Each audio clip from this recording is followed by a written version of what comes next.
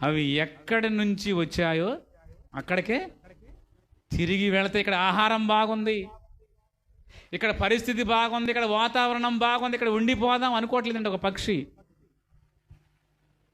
అది ఎక్కడి నుంచి వచ్చానో అక్కడికి మళ్ళీ తిరిగి వెళ్ళాలి అనుకుంటుంది. ప్రియమైన దేవుని పిల్లలారా, ఆ పక్షి అంతా, ఆ పక్షి తలకాయ అంతా, ఆ పక్షి మెదడంతా ఏమండి, ఆ పక్షి తలకాయలో ఉన్న మెదడంట. కానీ అది జ్ఞాపకం పెట్టుకుంది. ప్రియమైన దేవుని పిల్లలారా, నేను ఎక్కడి నుంచి బయలుదేరాను మళ్ళీ అక్కడికి తిరిగి రావాలి.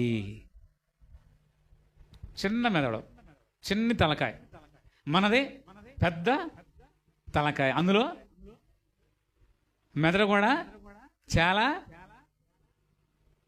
పెద్ద మెదడు కదా. ఆ పిట్ట మెదడులో ఎంత మెదడు ఉంటుంది? కొన్ని గ్రాములు అనుకోవచ్చు, గ్రాములు. మరి మన మెదడు ఉంటుంది ఎంత ఉంటుంది? 1300 గ్రాములు ఉంటుందట. మరి దానికి ఎక్కువ జ్ఞాపక శక్తి ఉండాలా, మనకి జ్ఞాపక శక్తి ఉండాలా? మళ్ళీ పక్షుల కంటే శ్రేష్ఠులు అని చెప్పాడు కదా. మన పక్షుల కంటే శ్రేష్ఠులు అని చెప్పాడు కదా దేవుడు. కానీ ఆ శ్రేష్టమైనటువంటి మానవుడు ఏం చేస్తున్నాడు? దేవుడు చెప్పి పంపించినటువంటి విషయాన్ని మర్చిపోయాడు. ప్రియమైన దేవుని పిల్ల, పరలోకాన్ని మర్చిపోయాడు.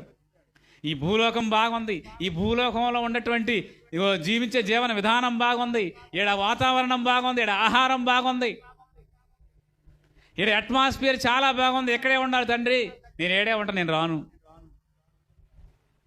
ఒకవేళ తప్పిసారి జబ్బు వచ్చింది అనుకోండి, డాక్టర్ గారి దగ్గర పోయి, డాక్టర్ గారు నా తల తాకట్టు పెట్టైనా నీకు డబ్బు తీసుకొచ్చి పెడతాను, నన్ను మాత్రం బ్రతికించి చాలా కాలం ఈ భూమి మీద బ్రతకాలి, నేను చాలా కాలం ఈ భూమి మీద బ్రతకాలి, ఇక్కడే జీవించాలి.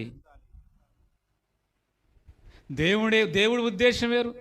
దేవుడి